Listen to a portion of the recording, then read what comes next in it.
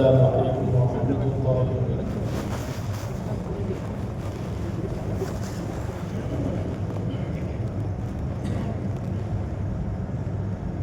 أعوذ بالله من الشيطان الرجيم.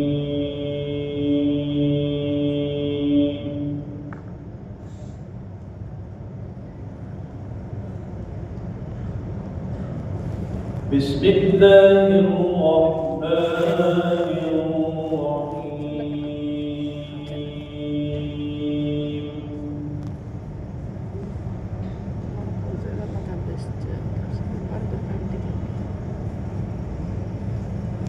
ألف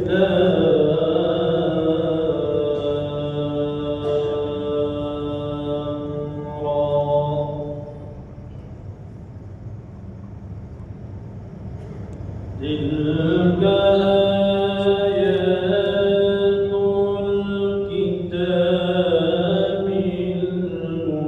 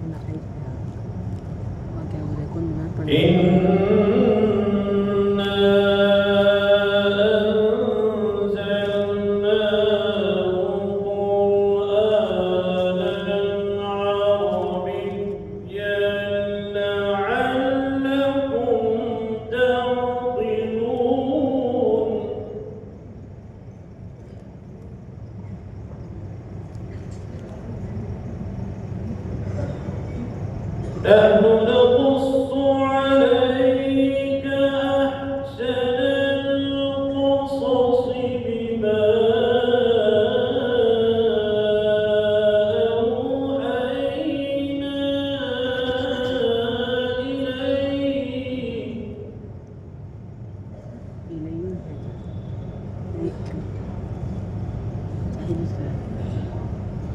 بما أوحينا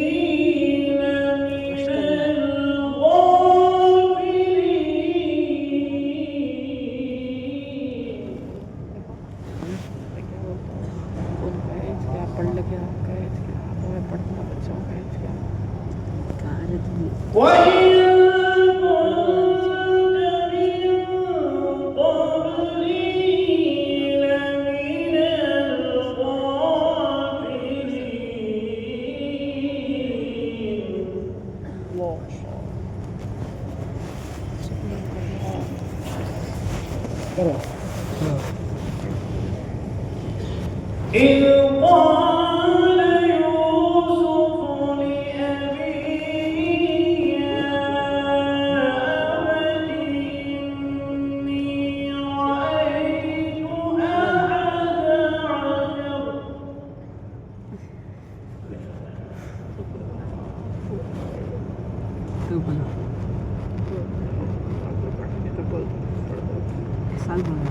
إذ قال يوسف لأبيه يا أبت إني رأيت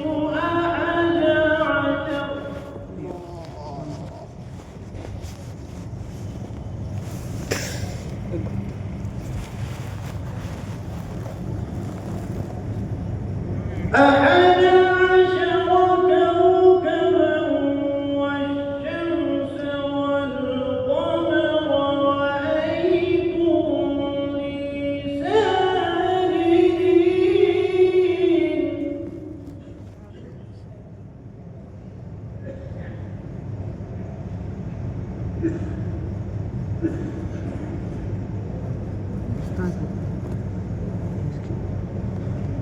قال يا بني لا تقصص رؤياك على إخوتك فيكيدوا لك كيدا.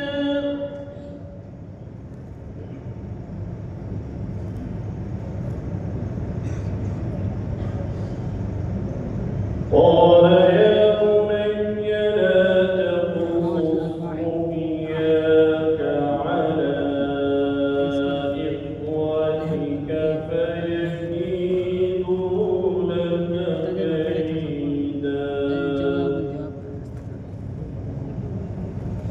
إن الشيطان للإنسان عدو مبين. صدق الله العظيم.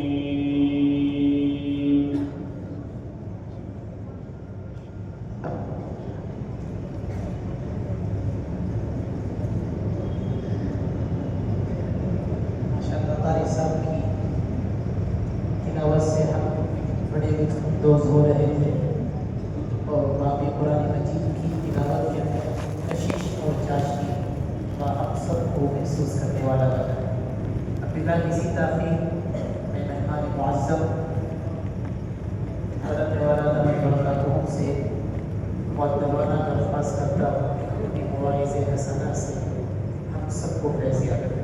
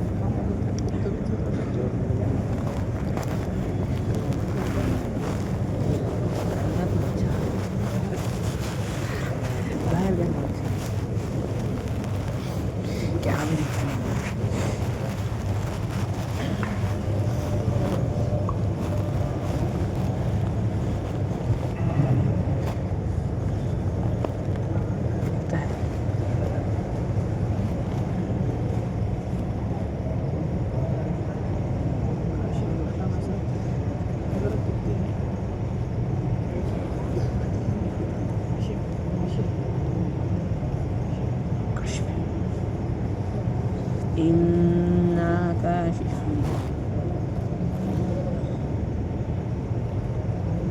الحمد لله نحمده ونستعينه ونستغفره ونؤمن به ونتوكل عليه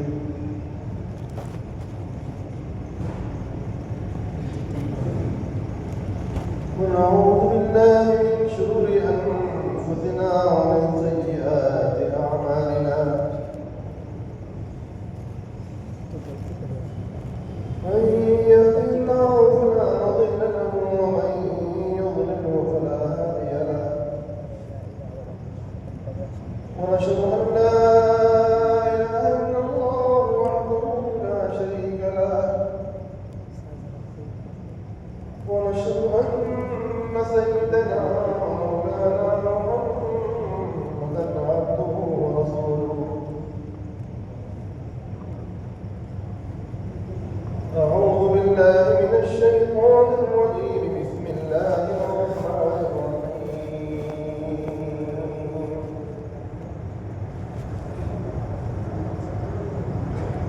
قل إن كنتم تحبون الله فاتبعوني يحببكم الله ويغفر لكم ذنوبكم والله غفور رحيم.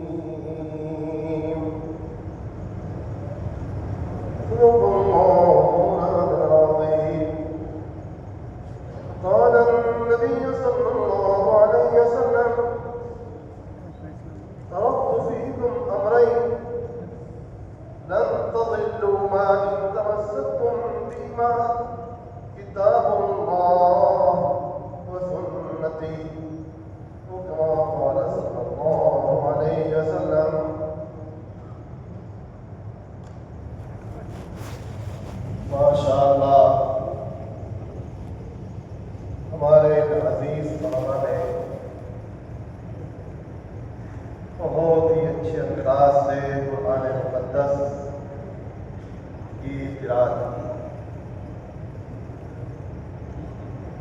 اور اس کو حفظ کرنے میں، تجوید کے ساتھ پڑھنے میں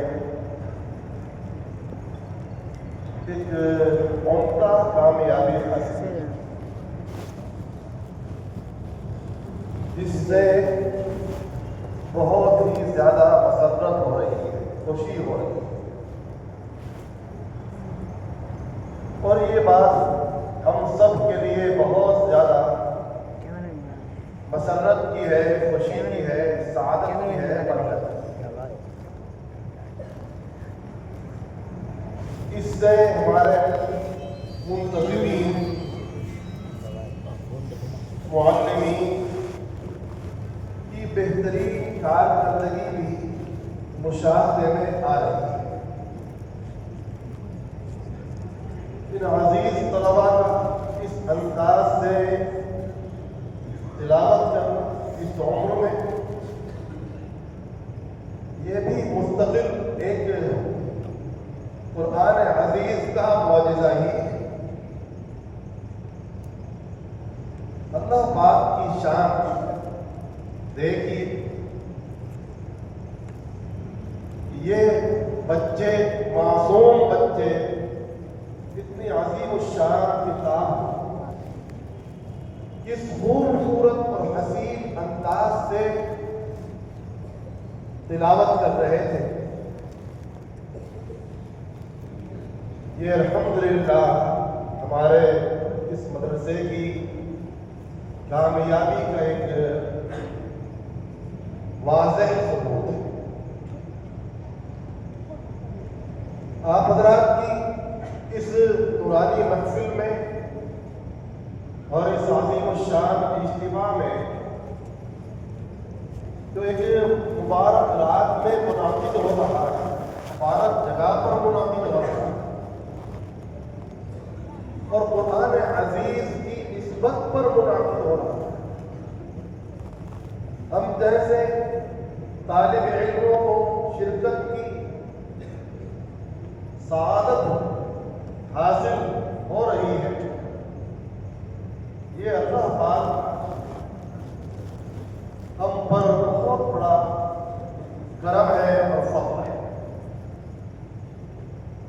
ایسی مقدس صورتوں کا دیکھنا، ان کی زیارت کرنا، اس میں اہل علم ہے، اہل ذکر ہے، اہل صلاح ہے، اہل ایمان ہے، اہل قرآن ہے، یہ بہت بڑی سعادت اور برکت کی بات ہے۔ کتنی فضیلتیں اس وقت جمع ہیں۔ یہ رات مبارک، برکت والی رات، فضیلت والی رات، ایک تقدس رکھنے والی رات، اعمال صالحہ اس میں وجود میں آتے ہیں، توبہ استغفار کی رات، توجہ الی اللہ کی رات، عبادت کی رات، تلاوت کی رات، اللہ پاک سے تقرب حاصل کرنے کا ایک بہترین موقع۔ اللہ پاک کے خاص تقرب حاصل کرنے کا ایک بہترین وقت اللہ پاک نے اپنی توفیق سے میسر فرمایا۔ رسول اللہ صلی اللہ علیہ وسلم اس رات میں عبادت فرماتے تھے۔ آپ کی عبادت تو ہر رات ہی میں جاری رہتی ہے، کوئی ایک رات بھی ایسی نہیں گزرتی تھی جس میں آپ بکثرت عبادت نہ فرماتے۔ رسول اکرم صلی اللہ علیہ وسلم کی عبادات تو سب سے زیادہ تھی۔ آپ تو سب سے بڑے عابد ہیں، زاہد ہیں، اللہ۔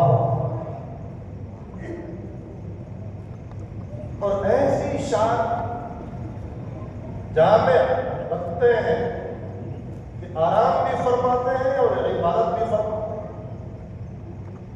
جب دیکھو آرام کرتے ہوئے تو آرام کرتے ہوئے نظر آئے, جب دیکھیے گا عبادت کرتے ہوئے تو عبادت فرماتے ہوئے بھی نظر آئے. ایسی عبادت کہ پاؤں پر برم آ جاتا, پاؤں متورم ہو جاتے تھے, پاؤں سوج جاتے تھے. اللہ پاک کو فرمانا پڑا کہ آپ اتنی مشقت برداشت نہیں, تخفیف پھر عبادت کا حکم آیا. اللہ کیسی عبادات, آپ علیہ السلام کی عبادات کا کیا ہے کہ پاؤں پر ورم آ جاتا. جب آپ سے عرض کیا جاتا ہے کہ یا رسول اللہ اتنی مشقت اور تکلیف برداشت فرماتے ہیں آپ, حالانکہ اللہ پاک نے آپ کے تمام ذنوب معاف کر دیے اور مدعے عظما آپ کو سنا دیا گیا ہے. آپ کے لیے تو بخشش کا ایک جو وعدہ ہے مستحکمہ ہو چکا ہے اور اس کا اظہار بھی ہو چکا ہے. اتنی بڑی بشارت ملنے کے بعد آپ معصوم انسان, بخشائے انسان, اللہ پاک کے سب سے مقرب بنتے,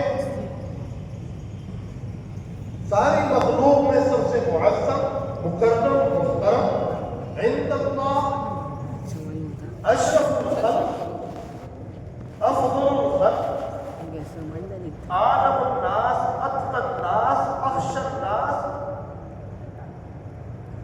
سب سے بڑے عابد, عابد الناس, سب سے بڑے زاہد ہیں, سب سے بڑے عالم ہیں, سب سے بڑے عارف ہیں, سب سے بڑے عاشق ہیں اللہ. آپ اتنی عبادات انجام دیتے ہیں. تو یہ بات علیہ السلام نے ارشاد فرمایا کہ اللہ پاک نے جو ہمیں معاف کر دیا ہے, مجھے معاف فرما دیا ہے, بشارت سنائی ہے, یہ بھی تو اللہ کی بہت بڑی نعمت ہے. کیا میں اللہ کا شکر گزار بندہ نہ بنوں؟ افلا اکون عبدا شکورا, کیا میں اللہ کا شکر گزار بندہ نہ بنوں؟ اللہ پاک کی اس نعمت کا شکریہ یہ ہے کہ میں اور بھی زیادہ عبادت بجا لوں. سبحان اللہ, سبحان اللہ. آپ شکر کے باب میں بھی سب سے بڑھ کر ہیں. آپ علیہ السلام صبر کے باب میں بھی سب سے بڑھ کر ہیں. آپ علیہ السلام تقوی کے باب میں بھی سب سے بڑھ کر ہیں. کوئی فضل کسی بھی انسان کو جو ملا اس کا ایک حصہ ہی ہوگا جو آپ علیہ السلام کو اللہ پاک نے اوصاف عطا فرمائے. ساری خیر, بھلائی, برکت اور کمالات رسول اللہ صلی اللہ علیہ وسلم کی ذات اقدس کے اندر جمع فرما دیے گئے. بلغ العلا بکمالہ, کشف الدجى بجمالہ, حسنت جمیع خصالہ, صلوا علیہ وآلہ. آپ انتہائی بلندیوں پر پہنچے, اپنے فضل و کمال میں, اپنے تقوی میں, صبر و شکر میں, توکل میں, رضا میں, عبادت میں, ثواب میں. اس لیے آپ بھی اس لائق تھے کہ آپ اس بلندی کے مقام تک بھی پہنچے, ظاہری طور پر بھی, جہاں نہ کوئی پہنچا ہے نہ کوئی پہنچے گا۔ اللہ پاک نے آپ کو معراج میں بلا کر اپنے قرب خاص کا اور مقام عنایت فرمایا کہ دنیا کا کوئی فرد بشر وہاں نہ پہنچا ہے نہ پہنچ سکتا ہے۔ سبحان الذی اسریٰ بعبدہ لیلا من المسجد الحرام الی المسجد الاقصی،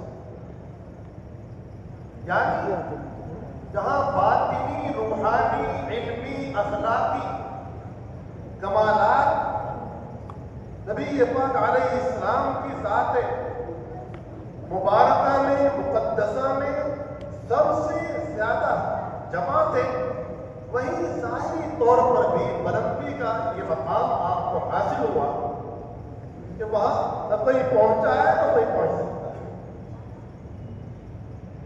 اللہ پاک نے آپ کو اتنا قریب فرمایا، اور کیا کیا چیزیں تھی؟ وَأَوْحَىٰ إِلَىٰ عَبْدِهِ مَا أَوْحَىٰ، وہ تو اللہ پاک ہی جانتا ہے۔ سارے علوم اور معارف، حقائق اور دقائق آپ علیہ السلام کو تمام کمالات انسانیہ، تمام اخلاق فاضلہ عطا فرما دی، اور اس کا ایک بہترین گلدستہ، ان کمالات ایک حسین گلدستہ قرآن مقدس کی صورت میں آپ کے وسیلے سے، واسطے سے الحمدللہ ثم الحمدللہ اس امت کو بھی حاصل ہو گئی۔ ایک بار اللہ پاک نے آسمانوں اور زمینوں کی تخلیق سے ہزاروں سال پہلے جب بعض صورتوں کی، اس میں سورۃ طٰہٰ بھی براہ راست تلاوت فرمائی فرشتوں کے سامنے تلاوت فرما رہے ہیں اللہ پاک۔ جب تلاوت کرنے والے خود رب العزت والجلال اپنے کلام اور سننے والے فرشتے ہوں تو اس تلاوت کا لطف اور ذائقہ کس انداز کا ہو، کیا کیفیت ہو۔ اللہ پاک تلاوت فرمانے اپنے کلام اور سننے والے اس کی نظر ضرور اس کیفیت کا بیان کون کر سکتا ہے، اس کو کون سمجھا سکتا ہے کسی میں تمخر کہ اس کیفیت کو کوئی بیان کرے، اس کیفیت کو کوئی سمجھا؟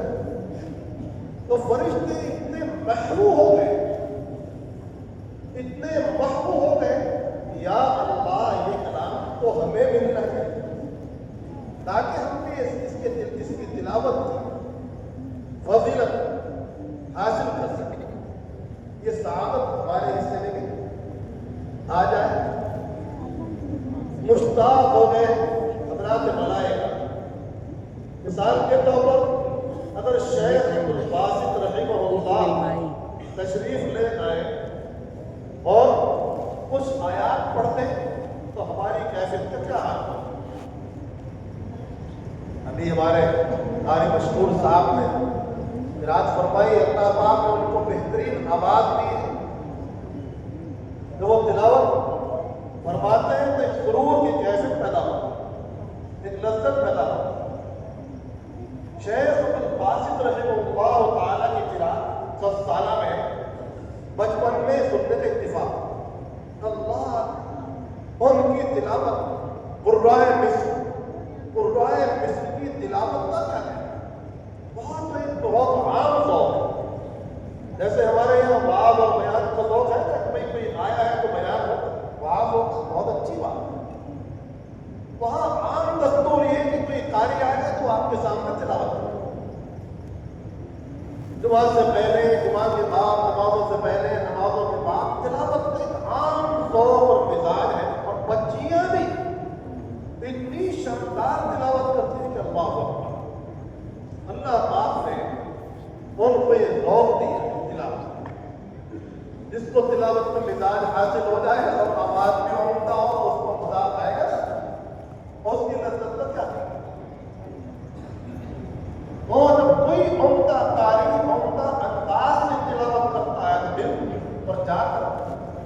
وہ اثر کرتا ہے اور تلاوت اثر کرتی ہے، دلوں پر ایک انوار اور برکات نازل ہوتا ہے۔ حضرت صدیق اکبر رضی اللہ عنہ کا ابتدائی دور ہے، مکہ مکرمہ میں جس وقت پریشان کن حالات تھے اور صحابہ کرام ہجرت کے ارادے میں تھے۔ حضرت صدیق اکبر رضی اللہ تعالیٰ کا بھی ذوق یہی کہہ رہا تھا کہ یہاں سے کہیں اور منتقل ہو۔ ابن الدغینہ کو معلوم کہ مکہ کے رؤساء میں ایک رئیس تھے کہ صدیق اکبر بھی پروگرام بنا رہے، پوچھا آپ کو جانا چاہتے ہیں؟ فرمایا کہ لوگ پریشان کر رہے ہیں، عبادت کرنے نہیں دیتے، ٹھیک سے رہنے نہیں دیتے، چین نہیں ہے، سکون نہیں ہے، زندگی کا اطمینان نہیں ہے، ہر طرف سے پریشانیاں ہیں، مشقتیں ہیں، تو سوچ رہا ہو کہ یہاں سے نہیں ہو، چلا جاؤ اور اللہ کی عبادت۔ ابن الدغینہ نے اعلان کیا وادی مکہ میں، زادہ اللہ شرافہ و کرامہ، وہ دور وقت جو جب وہاں کفر کا غلبہ تھا، شرک کا غلبہ تھا، خرافات ہی خرافات تھی۔ انہوں نے اعلان کیا کہ یہ میری پناہ میں ہے، کوئی ان کو ٹچ نہیں کر سکتا، کوئی ان کو کچھ نہیں کہہ سکتا، آپ اطمینان سے نہیں۔ سب کو بتایا کہ میں نے ان کو بنا دی ہے، ٹھکانہ دیا ہے، کوئی ان کو کچھ نہ کہے، یہ میری حفظ و امان میں ہے، میری نگرانی میں ہے۔ تو ان کے ہم جنسوں نے کہا کہ ان کو اتنی بات سمجھا دو کہ تلاوت ذرا آہستہ کیا کریں۔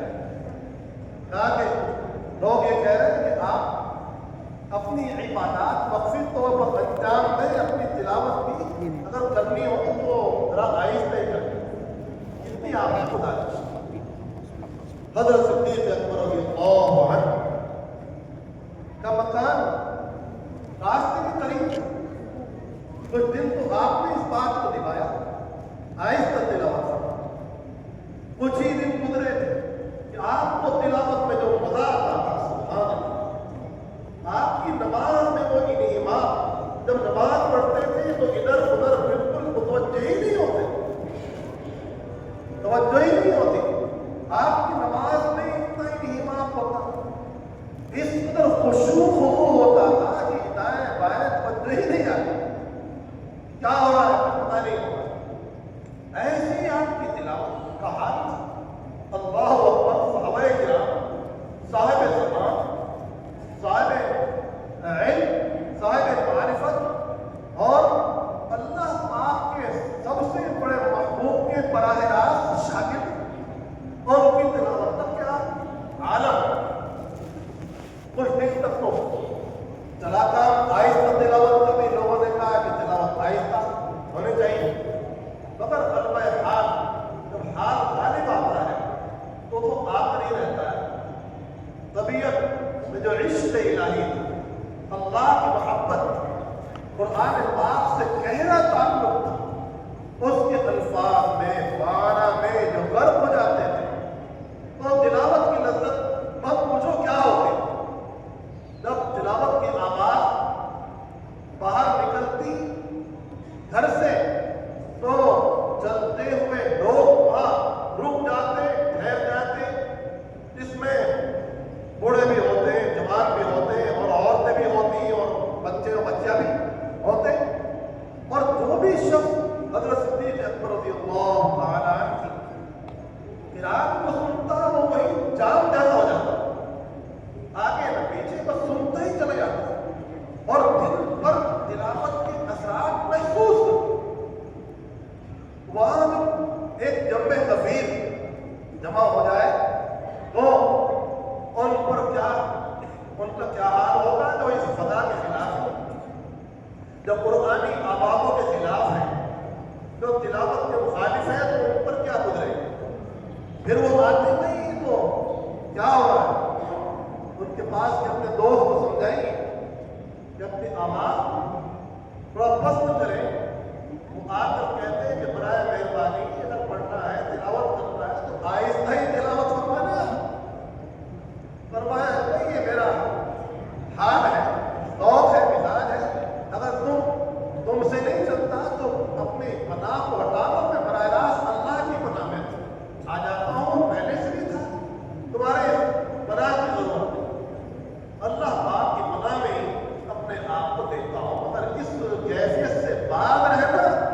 زیادہ وقت کے لیے میرے لیے بہت مشکل وقت ہے. آپ نے اس قصے کو ہی ختم کر دیا اور اللہ کی پناہی اختیار کی. تو اس واقعے میں بھی ہمارے لیے بہت بڑا سبق ہے کہ اللہ کی ذات پر توکل. قرآن پاک کا یہی سبق ہے. وعلی اللہ فلیتوکل المتوکلون وعلی اللہ فلیتوکل المؤمنون وتوکل علی الحی الذی لا يموت. اللہ پاک کی ذات پر بھروسہ کرو. قرآن پاک وہ ہر قسم کی ہدایت دیتا ہے. جو انسان کے لیے کسی بھی انسان کے لیے کہیں کا بھی رہنے والا ہو جو ہدایت ضروری ہے وہ ساری ہدایات قرآن مقدس میں. قرآن مقدس انبیاء علیہ السلام کی عظمت کا اعلان بھی کرتا ہے. انبیاء علیہ السلام اللہ کو سب سے پیارے ہیں اور قرآن پاک میں انبیاء علیہ السلام کے کتنے تذکرے ہیں. قرآن پاک پڑھنے والا بندہ سمجھنے والا بندہ انبیاء علیہ السلام کے اخبار سے خبر رکھنے والا بندہ اس کی روح اس کا دل اس کا دماغ انبیاء علیہ السلام کے واقعات میں جب گھومتا ہے تو سبحان اللہ اللہ پاک کی طرف سے اس کو خاص انعام ملتا ہے کہ اس کی روح انبیاء علیہ السلام کے ساتھ شامل ہوتی کیونکہ اس کا دل دماغ اور فکر سب انبیاء علیہ السلام کے واقعات میں ہی گھومتا رہتا ہے. صحابہ کرام کی عظمت قرآن پاک کتنا بیان کرتا ہے. السابقون الاولون من المہاجرین والانصار والذین اتبعوهم بإحسان رضی اللہ عنہم ورضوا عنہ. صحابہ کرام کی عظمت ان کی محبت اور عقیدت ہمارا سب سے بڑا سرمایہ ہے. انبیاء علیہ السلام کی محبت عظمت اور عقیدت ہمارے لیے باعث نجات اور باعث تقرب عند اللہ ہے. ایسے ہی حضرات صحابہ کرام کی عظمت. حضرات صحابہ کرام کا کیا حال ہے؟ حضرت مولانا علی قاری رحمۃ اللہ علیہ شارح مشکات ایک مقام پر لکھتے ہیں کہ صحابہ کرام یہ ذوق رکھتے ہیں کانو فرشیین بأبدانی وعرشیین بأرواحہم کائنین مع الخلق فی الظاہر بائنین مع الحق فی الباطن. حضرات صحابہ کرام بظاہر تو فرش پر رہتے تھے, اپنے بدن کے ساتھ تو فرش پر نظر آتے تھے, تجارت بھی کرتے تھے, زراعت بھی کرتے تھے اور دوسرے پیشے بھی کرتے تھے. حضرات مہاجرین کیا تجارت تھی, حضرات انصار کیا زراعت کا نظام تھا. حضرات صحابہ کرام تجارت میں بھی تھے, زراعت میں بھی تھے اور دین کی محنت میں بھی تھے. تعلیم و تعلم میں بھی ہے, فکر میں بھی ہے, آداب سیکھنے میں بھی ہے, اخلاق سیکھنے میں بھی ہے, تزکیے نفس میں بھی ہے. ہر طرح کا ذوق رکھتے تھے حضرات صحابہ کرام. تو بظاہر تو وہ فرش پر رہتے تھے, ملاقات کرتے تھے, خوشی سے ملاقاتیں کرتے تھے. حضرات صحابہ کرام سے ذوق یہ بھی تھا کہ آپس میں بہت خوشی سے ملاقات کرتے تھے, خوش ہو کر ملاقات کرتے تھے. کیا حال ہے؟ دل سے الحمدللہ رب العالمین کہتے ہیں. ان کے چہروں کی حالت بہت ہی عمدہ ہوتی, محبت تھی ایک کو دوسرے کے ساتھ, ایک کو دوسرے کی بڑی رعایت. اختلافات کے باوجود صحابہ کرام میں بڑی وسعت تھی. صحابہ کرام کے قلوب کا امتحان اللہ نے تقوی پر لیا. ان کے قلوب انتہائی مجلہ تھے, انتہائی مزکہ تھے. بظاہر وہ فرش پر ہوتے تھے لیکن حقیقت میں اپنی روح کے ساتھ عرش الہی کا طواف کرتے تھے. بظاہر وہ مخلوق میں ہوتے تھے مگر حقیقت میں وہ اللہ کے ساتھ ہوتے تھے. انتہائی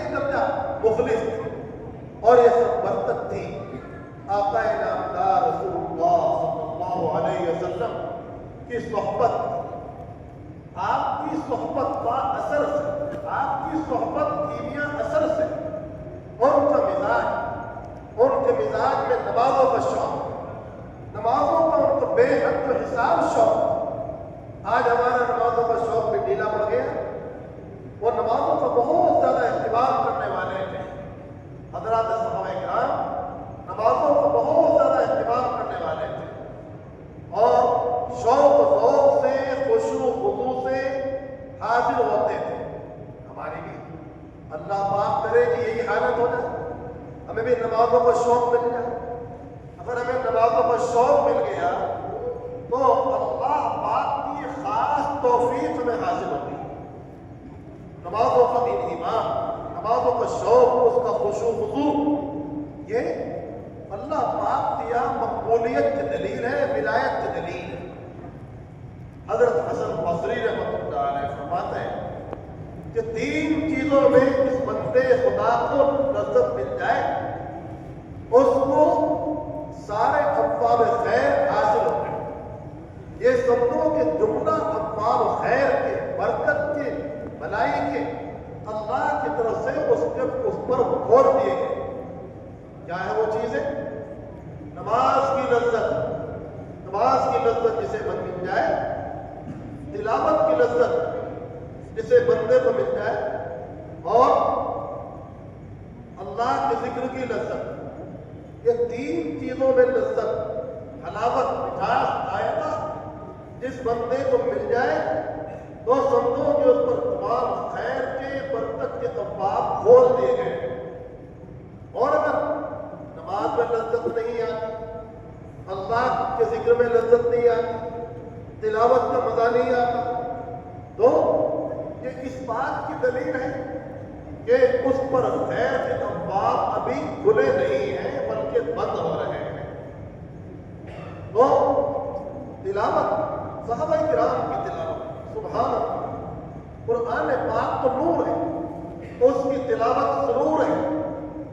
قرآن پاک نور ہے، اسی لیے جب بندہ مؤمن قبر میں جائے گا تو اس کی تلاوت سر کے راستے سے نور بن کر باہر حاضر ہوگا۔ اس کی نماز، اس کے صدقات، اس کے اعمال صالحہ ایک بہترین انسان کی شکل میں جو نہایت حسین ہوگا، جمیل ہوگا، شکیل ہوگا، وجیح ہوگا، خوبصورت ہوگا اور بہترین عطر کے ساتھ معطر ہوگا، شاندار خوشبو آتی ہوگی، وہاں حاضر ہوگا۔ وہ جو وہاں حاضر ہوگا تو یہ بندہ جو قبر میں ہے یہ اس سے کہے گا کہ آپ کون ہو؟ وہ کہے گا کہ آپ نے پہچانا نہیں، آپ کون ہو یہ سوال کر رہے ہیں، پہچانا نہیں۔ وہ کہے گا اتنا حسین، جمیل اور معطر اور منور، بتاؤ کون؟ وہ کہے گا کہ میں آپ کے وقت کو تلاوت ہوں، آپ کا ذکر ہوں، آپ کی نماز ہوں، آپ کا صوم و حج ہوں، آپ کے صدقات ہوں اور آپ کی عبادات ہوں جو آپ کرتے ہیں۔ اعمال صالحہ انسان کے لیے ہر موقع پر کام آئے، ہر موقع پر انسان کے لیے اعمال صالحہ کام آتے ہیں۔ یہ آج کی مجلس اسی لیے ہے کہ ہمارے اندر اعمال صالحہ کا ذوق و شوق پیدا ہو جائے، توبہ کا شوق پیدا ہو جائے۔ یہ رات توبہ کی رات ہے، یہ رات استغفار کی رات ہے، یہ رات تلاوت کی رات ہے۔ ابھی آپ نے ایک عزیز طالب علم کی زبان سے روایت سنی کہ صحابی تلاوت کر رہے، بخاری شریف کی روایت سنائی، ہمارے اس عزیز بچے نے بخاری شریف کی روایت سنائی۔ آپ ایک صحابی حضرت مشہور صحابی، نام ذہن میں آ جائے گا، میں دوران انشاءاللہ آ جائے گا، عرض کر دیں، تلاوت کر رہے ہیں تو سورہ طٰہٰ کی تلاوت یا سورہ بقرہ کی تلاوت کر رہے ہیں، وہاں نور ہی نور نظر آ رہا ہے، برابر میں بیٹھا ہے، تو ان کو خیال ہوا کہ کہیں ایک برابر میں گھوڑائی بتاؤں، کہیں ایسا نہ ہو، اور جو اوپر سے اتباع معلوم ہوا کہ نور ہے، اس وقت یہ محسوس ان को नहीं हुआ कि ये क्या है। वो जो और करीब आते जा रहे हैं तो थोड़ा वो महसूस कर रहा है और बिदकते जा रहा है, खौफ हुआ कहीं बच्चे का नुकसान न हो जाए, बड़ा हमला आवर न हो जाए। उन्होंने अपनी तिलावत को मौकूफ कर दी और सुबह को जब अर्ज किया हमारे रिसालत में सल्लल्लाहु अलैहि वसल्लम, तो आप अलैहिस्सलाम ने फरमाया कि ये फरिश्ते तिलावत के वक्त फरिश्ते नाजिल होते हैं, सकीनत नाजिल होती है, बरकत नाजिल होती है, खैर नाजिल होती है। बाद रिवायात में सूरह ताहा का तज़किरा है, बाद में सूरह बकरा का तज़किरा है। हो सकता है कि दोनों ही सूरतें पढ़ रहे हो, कभी ये तिलावत कर रहे हो, कभी इसकी तिलावत कर रहे हो। सकीनत का नुज़ूल, रहमत का नुज़ूल, बरकत का नुज़ूल। और तिलावत करने वाला बंदा जब सहीफ़े रब्बानी को तिलावत करता है तो अल्लाह पाक को कितना प्यारा होता है। आप कोई किताब लिखें और किसी के हाथ में देखें कि आपकी किताबों पढ़ रहा है, खुशी होगी ना? खुशी होगी कि भाई ये बंदा मेरी लिखी हुई किताब का मुताला कर रहा है। रब्बुल इज़्ज़त वल जलाल जब किसी बंदे को तिलावत फरमाते हुए देखते हैं तो उनको बेइंतहा खुशी होती है। और जब रहमत आलम सल्लल्लाहु अलैहि वसल्लम तिलावत फरमाते हो तो फिर अल्लाह पाक की शफ़क़त का, मोहब्बत का, ताल्लुक़ का क्या होगा? इस बात रिवायत में है कि अल्लाह पाक उससे ज़्यादा तवज्जो किसी चीज़ पर भी नहीं करते जितनी उस वक्त करते हैं कि अल्लाह का पैगंबर अल्लाह की किताब को पढ़ते हुए होते हैं। उस वक्त अल्लाह की तवज्जो सबसे ज़्यादा तो तिलावत हमारे लिए कितनी अहम है और कितने फज़ाइल हैं तिलावत की। सूरह बकरा जो शख्स तिलावत करता है तो उस पर जादू का असर नहीं होता, शयातीन का असर नहीं होता। आज बहुत सारे लोग तावीज़ मांगते हैं। सूरह बकरा की अगर अपने घरों में तिलावत करें न शैतान आए न वहाँ जादू का असरार। जब कोई बंदा सूरह यासीन शरीफ की तिलावत करता है तो रिवायत में कि अल्लाह पाक 10 मरतबा कुरान पाक पढ़ने के बराबर उसको सवाब इनायत फरमाता। पढ़ी एक सूरत और 10 मरतबा कुरान पाक का सवाब मिला। अल्लाह जब कोई बंदा सूरह रहमान की तिलावत करता है, उरूज़ुल रहमान, उरूज़ुल कुरान, सूरह रहमान, उरूज़ुल कुरान। एक बात नबी पाक अलैहिस्सलाम सहाबा किराम के सामने सूरह रहमान की तिलावत फरमाई तो वो खामोश बैठे सुन रहे। आप अलैहिस्सलाम ने फरमाया कि तुमसे अच्छे तो जिन्नात ही रहे। या रसूलल्लाह, ये बात है, कैसे है ये बात कि जब ये सूरत जिन्नात के सामने पढ़ी गई तो जिन्नात हर बात का जवाब दे रहे थे। कभी अय्यि आलाइ रब्बिकुमा तुकज़्ज़िबान। जब भी ये आयत आती थी तो जिन्नात कहते थे या अल्लाह, आपकी किसी एक नेमत को भी नहीं झुठलाते, हम आपकी किसी एक नेमत कभी इनकार नहीं करते। और तुम लोग तो खामोश सुनते रहे। तो तिलावत के वक्त सुभान अल्लाह भी कहना चाहिए। तिलावत कर रहे हैं बच्चे तो सुभान अल्लाह, अल्हम्दुलिल्लाह, माशा अल्लाह भी कहना चाहिए। मालूम हुआ कि भाई ये तिलावत से मुताअस्सिर हो रहे हैं, महफूज हो रहे हैं, लुत्फ ले रहे हैं और इनको भी तिलावत में एक लज्जत आ रही है। अल्लाह के कलाम की लज्जत सबसे ज़्यादा लज्जत है। हजरत मौलाना शाह फजल रहमान गंज मुरादाबादी रहिमहुल्लाह फरमाते थे कि अगर अल्लाह ने इस बंदे फजल रहमान को अपने फजल करम से जन्नत में भेज दिया और वहाँ जन्नत की नेमतें मेरे सामने आएंगी जरूर और पूरे और जन्नत की नेमतें, ऐसा तो नहीं हो सकता कि जन्नत में जाए और वहाँ की नेमतें सामने ना आए।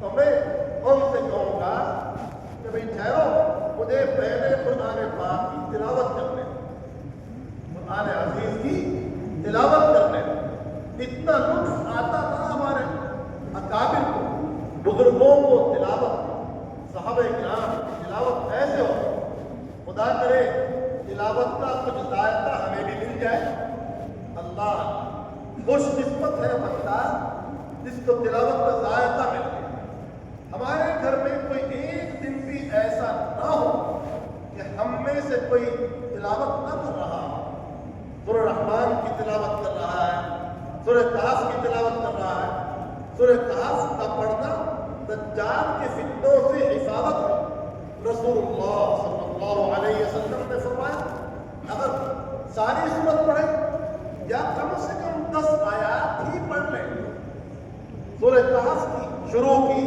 آخر کی درمیان کی جہاں سے اللہ پاک توفیق تو دجال کے فتنوں سے حفاظت ہوتی حضرت شیخ زکریا ایک موقع پر لکھتے ہیں کہ جب دجال کے فتنوں سے حفاظت ہوگی اس کا وعدہ ہے اور مدعا ہے تو اور فتنے تو دنیا میں دجال کے فتنوں سے چھوٹے ہی ہیں ان سے بطریق اولا حفاظت ہوگی سورہ رحمان پڑھنا سورہ کہف پڑھنا سورہ آل عمران پڑھنا تو اس کی مثال کیسے کہ جیسے انسان کوئی دھوپ میں جا رہا اور ٹھنڈے بادل آ کے اوپر ٹھنڈی فوار برسا ظلمت میں جا رہا ہے اندھیرے میں جا رہا ہے اچانک نورانیت نظر آئے تو کتنی خوشی ہو ایسے ہی ان صورتوں کا پڑھنا ہے نور ہی نور ہے خوشبو ہی خوشبو ہے عطر ہی عطر ہے اور اس میں لذت ہے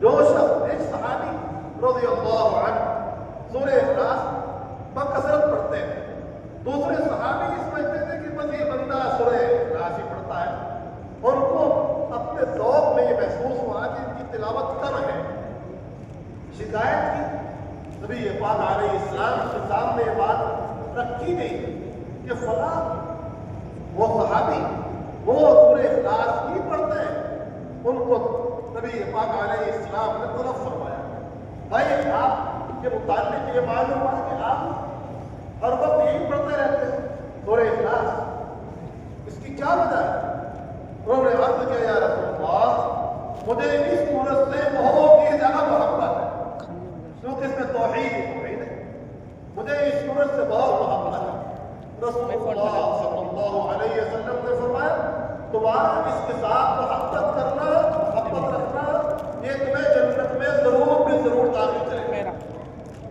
اور جو کم سمجھ رہے تھے اس سورت کی تلاوت فرمایا وہ کم سمجھ رہے ہیں جو 3 مرتبہ سورہ اخلاص پڑھتا ہے وہ ایسا کہ جیسا کہ اس نے مکمل قرآن پاک پڑھا تو اتنا اس کا ثواب ہے اتنا ثواب 1 مرتبہ سورہ اخلاص پڑھنا ثلث کے برابر 3 مرتبہ پڑھا تو مکمل قرآن کیونکہ قرآن پاک کا بڑا حصہ توحید پر مشتمل ہے قرآن پاک کی آیات کا بہت بڑا حصہ توحید پر مشتمل ہے اور کچھ واقعات پر مشتمل ہے قصص اور کچھ عوامر اور نواہی ہے تو ثلث قرآن توحید ہی ہے تو اس نے مکمل ثلث قرآن پڑھ لیا اور 3 بار پڑھا تو مکمل قرآن پاک کے برابر سورہ اخلاص عالمگیری میں ہے کہ اگر کوئی شخص قبرستان جائے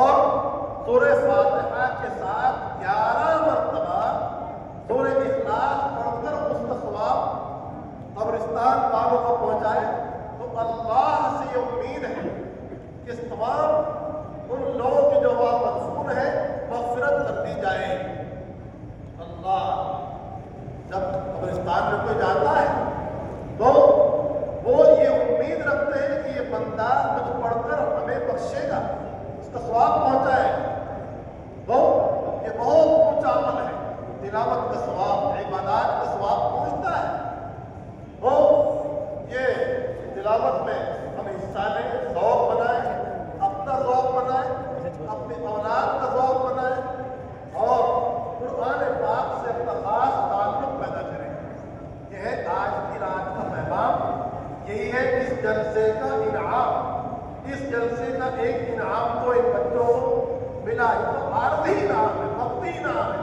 حقیقی انعام تو وہ ملنے والا ہے اللہ کے یہاں، اللہ کے یہاں ملنے والا ہے کہ ان کی عظمت کا کیا کہنا اور ان کی برکت کا کیا کہنا۔ قرآن پاک سب سے بڑی برکت ہے، قرآن پاک سب سے بڑی ہدایت ہے، قرآن پاک میں سب سے زیادہ لذت ہے، قرآن پاک ہر چیز کا بیان ہے، اس میں عبادات کا بیان بھی ہے، اس میں واقعات کا تذکرہ بھی ہے، اس میں اخبار ماضیہ بھی ہے، وہاں اوامر بھی ہے، وہاں شرک اور کفر اور خرافات کی مذمت بھی ہے، وہاں برے اعمال سے انسان کو روکا بھی گیا ہے۔ انسانیت کے لیے کیا پیغام قرآن پاک میں نہیں؟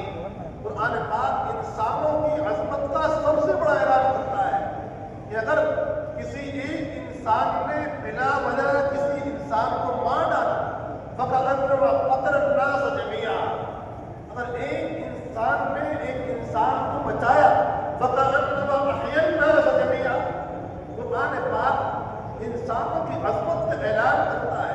وَلَقَدْ كَرَّمْنَا بَنِي آدَمَ، کہ ہم نے انسان کو مکرم بنایا۔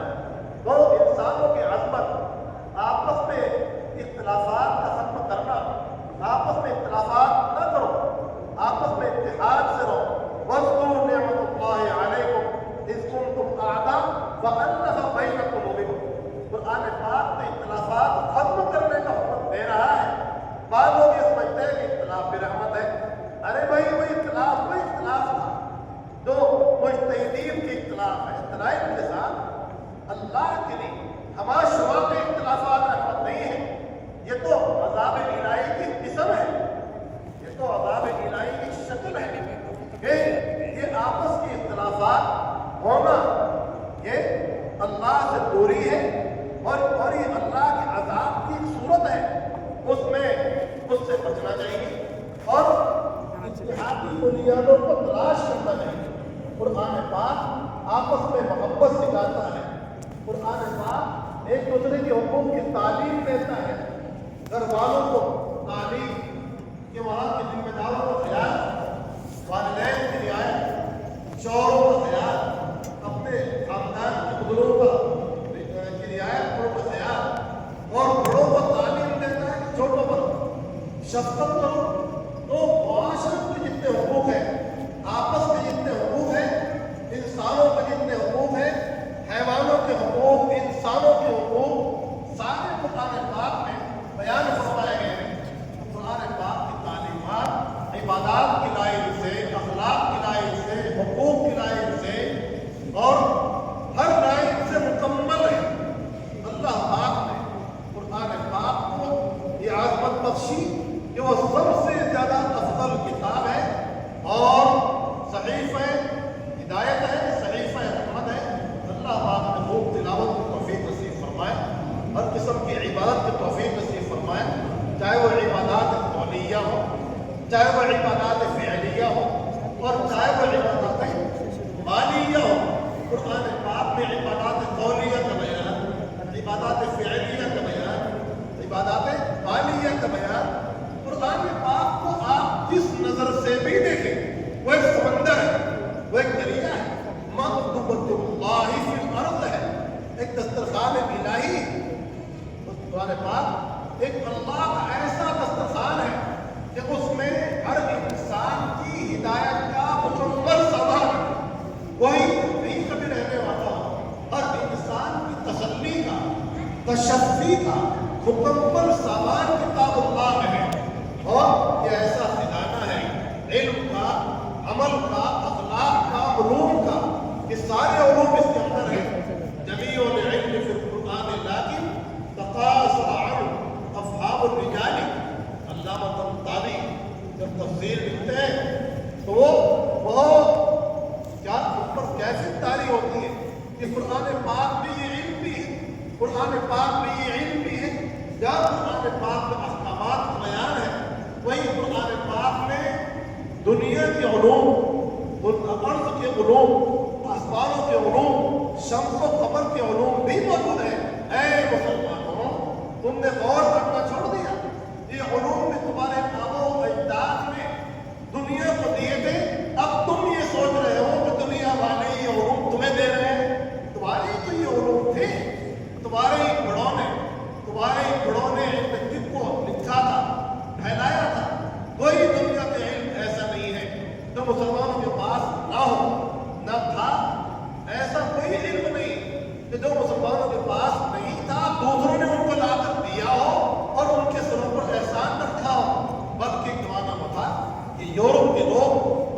کے لوگ ہر فن میں مسلمانوں کے دستے نگر تھے اور وہ ان کے پاس جایا کرتے تھے، وہاں سے حاصل کیا کرتے تھے۔ یہ آپ کی علوم ہے، یہ آپ کا خزانہ ہے بھائی، کہاں چھوڑ کے بیٹھ گئے؟ یہ دنیا کی ترقی یہ بھی آپ کی دین ہے جو آپ نے دنیا کو دی ہے۔ آپ کے بڑوں نے سارے علوم اخذ کیے کتاب اللہ سے اور اس پر کتابیں لکھی، سائنس میں کتابیں لکھی، طب میں کتابیں لکھی اور شمس و قمر کے معاملات میں کتابیں لکھی۔ تو قرآن پاک ایسا خزانہ ہے کہ اس کو چھوڑ کر انسان نہ ہدایت پا سکتا، نہ اللہ کی رحمت پا سکتا، نہ اور کوئی فضیلت پا سکتا۔ اللہ کی کتاب جس نے پڑھ لیا اس نے سارے علوم کو اپنے سینوں میں محفوظ کر لیا۔ تو ہم انشاءاللہ یہ وعدہ کر کے اٹھ رہے ہیں یہاں سے کہ قرآن پاک کو مضبوط پکڑیں، واعتصموا بحبل اللہ جمیعا، اللہ کی کتاب کو مضبوط پکڑیں گے انشاءاللہ۔ دوسرا وعدہ یہ کہ اب سنت مقدسہ کو مضبوط پکڑیں گے۔ سنت مقدسہ اللہ کی کتاب کی شرح ہے، بیان ہے، توضیح ہے، تشریح ہے۔ جس نے سنت پاک کو پکڑا اس نے حقیقت میں رسول اللہ صلی اللہ علیہ وسلم کا دامن پکڑا۔ نبی پاک علیہ السلام نے فرمایا جو مجھ سے محبت کرنا چاہتا ہو وہ اس کو چاہیے کہ میری سنت کو مضبوط پکڑے۔ من احب سنتی فقد احبنی ومن احبنی کان معی فی الجنہ۔ ایک صحابی آئے آقا کی خدمت میں اور رونے لگے، یا رسول اللہ آپ جنت میں ہوں گے تو آنا مقام پر ہوں گے، ہم جیسے تو معلوم نہیں، اگر جنت میں گئے بھی تو کہاں ہوں گے؟ آپ سے دور ہوں گے، آپ سے دوری ہی ہمیں نہ یہاں برداشت، وہاں کیسے برداشت ہوگی؟ تو ہمارے اور آپ کے درمیان تو بہت بڑا فرق ہے، وہاں آپ سے ملاقات نہ ہو تو کیا فائدہ ہو جنت کا، کیا مزہ ہو جنت کا؟ تو اللہ پاک نے فرمایا ان کو بتاؤ، بچانا سناؤ اور یہ بتا دو کہ جو سنت پر چلنے والا ہے وہ میرے ساتھ جنت میں ہو۔ ایک بزرگ روضہ اقدس پر حاضر تھے، قریب میں ان کو درود پاک پڑھنے کا موقع نہیں ملا، دور سے ہی انہوں نے درود شریف پڑھا اور طبیعت میں ان کی بہت افسوس رہا کہ قریب یہاں آ کر بھی قریب جانے کا موقع نہیں ہوا۔ رات جب لیٹے تو رحمت عالم صلی اللہ علیہ وسلم کی خواب میں زیارت نشست حاصل ہوا اور فرمایا آقا نے تم افسوس کر رہے ہو، دنیا میں جہاں بھی کوئی انسان میری سنت پر عمل کرتا ہے وہ میرے قریب ہی ہے، سنت پر عمل کرنے والا بندہ وہ میرے قریب ہے، چاہے وہ کہیں بھی ہو۔ اور تم تو یہی تھے، اللہ کے حبیب کی سنت پر عمل آپ سے محبت کا سب سے بڑا ثبوت ہے، اور یہ قرآن پاک پر عمل ہے، اس کے بغیر قرآن پاک پر عمل نہیں ہو سکتا۔ ایک وعدہ ہم یہ کر رہے ہیں کہ انشاءاللہ العظیم سنتوں پر عمل کریں، اور ایک وعدہ یہ کر رہے ہیں کہ حلال کمانے پر محنت کریں گے۔ حلال کمانے کا حکم اللہ نے انبیاء علیہ السلام کو بھی دیا، دو باتوں کا حکم اللہ نے پیغمبروں کو بھی دیا، اسی بات کا حکم امت کو ملا، حلال کماؤ اور اچھے اعمال کرو۔ یہ کلوا من طیبات ما رزقناکم واعملوا صالحا، یہی حکم اس امت کو ملا، ہم انشاءاللہ اس پر بھی عمل کریں گے۔ حلال کمانے کی محنت اور اس میں خرچ کی محنت، اور چوتھی چیز یہ کہ انشاءاللہ کسی کو تکلیف نہیں دیں گے، کف الاذی عن الخلق، مخلوق خدا کو تکلیف دینے سے باز رہیں گے۔ یہی ہے کمال ایمان، یہی ہے کمال اسلام۔ اسلام کا کمال من حسن اسلام المرء ترکہ ما لا یعنی، المسلم من سلم الناس، المسلم من سلم المسلمون من لسانی و یدی، دوسرے مسلمان اس کے ہاتھ سے اور زبان سے محفوظ رہے۔ ایک مسلمان کی شان یہ ہے کہ مخلوق خدا کو کوئی تکلیف نہ ہو اس کے ذریعے سے۔ اور ایک اہم بات ہے، قرآن پاک کا اہم پیغام یہ بھی ہے کہ گناہوں سے اپنے آپ کو بچانا اور توبہ کرنا۔ سب انشاءاللہ توبہ کر کے اٹھیں گے، توبہ کر کے اٹھیں گے، کیونکہ تائبین توابین اللہ کو سب سے زیادہ پیارے ہیں۔ ان اللہ التوابین ویحب المتطہرین. یہ رات توبہ کی رات ہے, استغفار کی رات ہے. التائب من الذنب کمن لا ذنب له, توبہ کرنے والا ایسا ہے جیسے کہ اس نے کوئی گناہ کیا ہی نہیں. توبہ اور استغفار کرنا, تو گناہوں سے بچنے کی فکر کرنا, اگر ہو جائے تو فوراً توبہ استغفار کرنا. یہ اگر ہم نے ان باتوں پر عمل کیا تو انشاءاللہ العزیز ہم قرآن پاک پر عمل کرنے والے بن جائیں.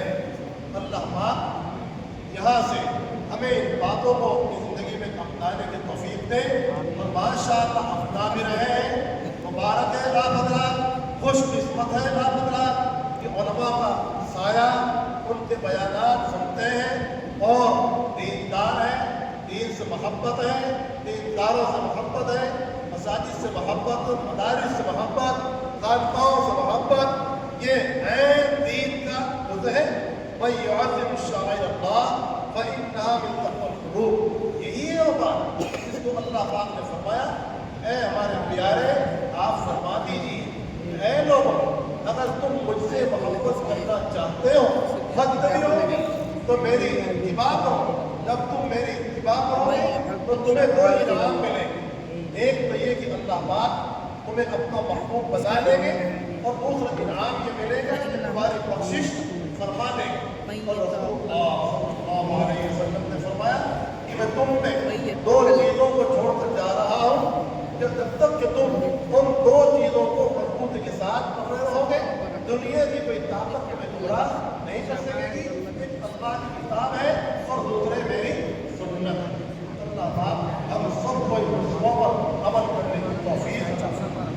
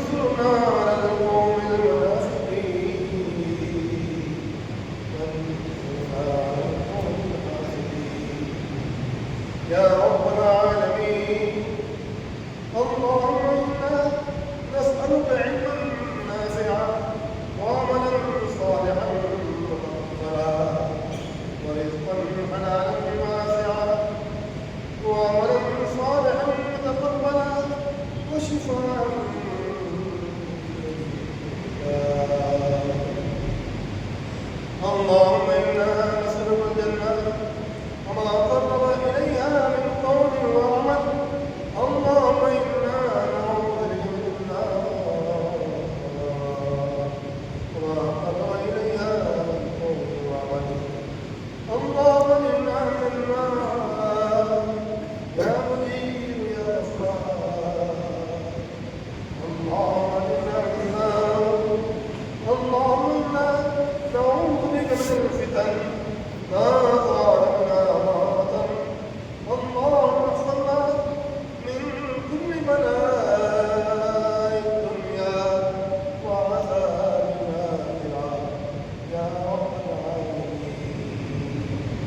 اللهم إنا نسألك الهدى والتقى والعفاف والغنى.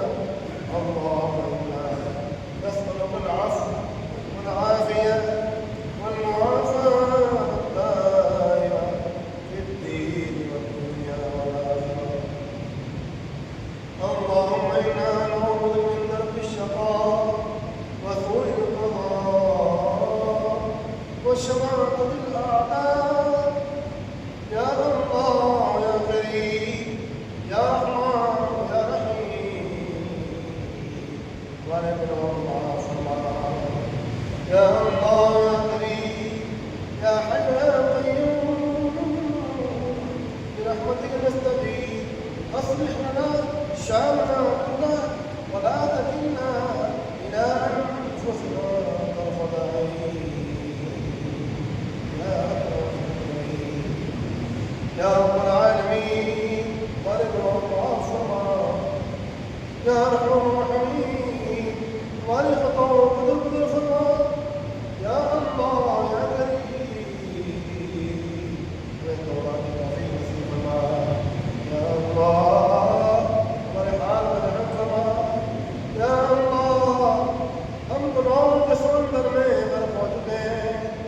ہمیں گناہوں کے دریا اور سمندروں سے نکال کر یا اللہ گناہوں کے سمندر میں موت لگانے کی توفیق نصیب فرما.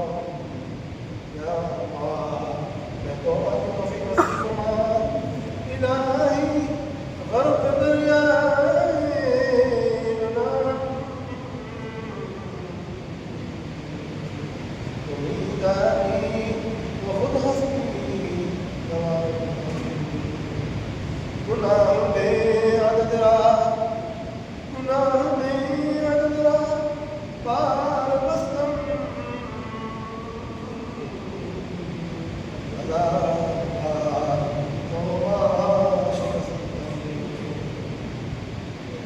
یا اللہ ہم سب کو توبہ کی توفیق نصیب فرما.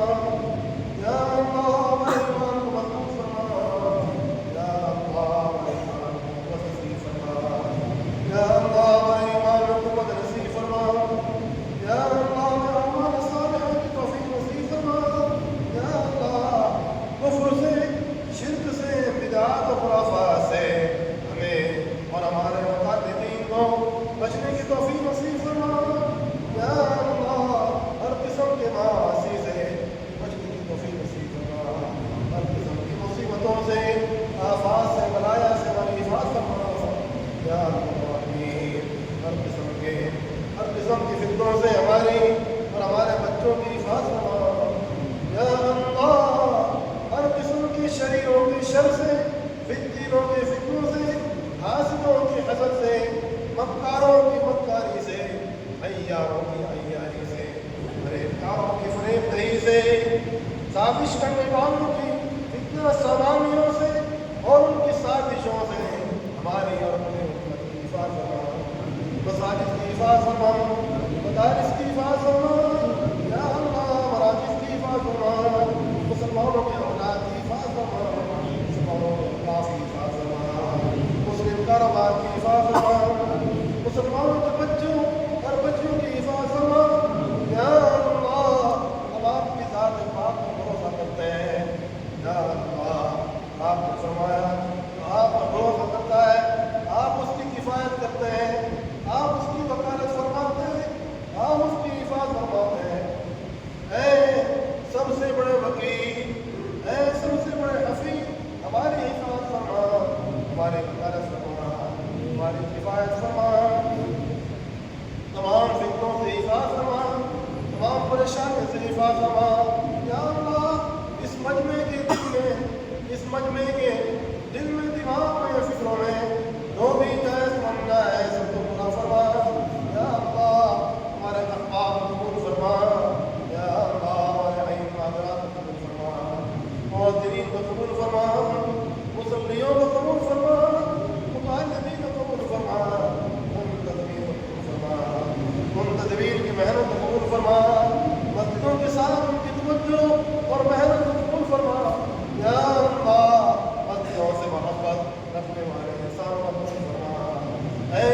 परवरदिगार हमें कबूलियत नसीब फरमा। ऐ परवरदिगार इस मजमे के दिन में जो भी जायज़ तमन्ना है खुदा ने उसको पूरा फरमा। हमारे बच्चों को कबूल फरमा। बच्चों को तुफ़ैल इन हुफ़ाज़ के तुफ़ैल हमें कबूल फरमा। या अल्लाह आपने हम पर करम फरमाया, हमारी औलाद में हाफ़िज़ बनाए। आपने हम पर करम फरमाया, हमारे औलाद में उलमा बनाए। आपने हम पर करम फरमाया, हमारी औलाद में से अय्यब ना बनाए, उलमा सुलहा बनाए। या अल्लाह हम सब को कबूल फरमा। हम सबको उस गिरोह में शामिल फरमा इसके सिलसिले में आपने फरमाया कि वो लोग हैं जो अल्लाह की ताअत करने वाले हैं, अल्लाह की इबादत करने वाले हैं और उनके साथ हुआ उनका जो होने वाला है। तो आपने नाम किया खुदा अनअल्लाहु अलैहिम मिनन नबिय्यीन वस्सिद्दीक़ीन वश्शुहदाኢ वस्सालिहीन व हस्न उलाइका रफ़ीक़ा।